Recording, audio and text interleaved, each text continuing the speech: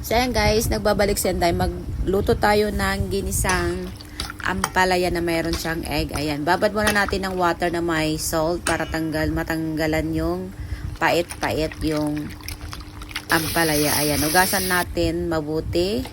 Ayan, maglagay na tayo ng mainit na tubig. So, ibe-blends lang natin saglit para naman mabawas-bawasan ng pait-pait. Ayan, so ayan, didrain na natin at lutuin na natin. So, hindi siya mapait ito guys.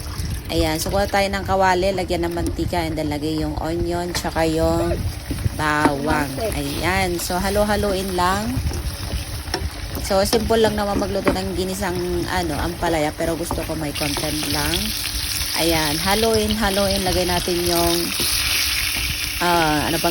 tawag dyan, kamatis. Ayan, haluin lang natin at takpan muna natin. Ayan, so hindi pa luto ito kasi siya, pag ganyan na siya, ayan, pwede na natin lagay yung ampalaya. So eto guys, bitin yung video ko, pero wala na akong magagawa kasi dumating si Bruha. Hindi ko na pwedeng kasi nakakaya.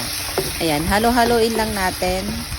Ayan, so tatakpan muna natin para maluto. Ayan, so ganyan na siya. Halo-haloin pa natin kahit nakasilip siya. Nagbibideo ako ng pa konti-konti, pero mahala na kayo dyan. So maglagay na tayo ng all-in-one seasoning.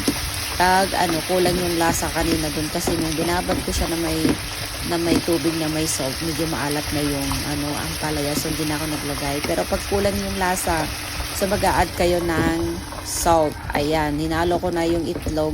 So kanina pinatay ko siya kasi nakatingin, no. So ayan na, na siya, yung natanggal na yung green na yung yung ampalaya. Pero okay naman, masarap pa rin. Yun lang, and thank you for watching. Bye!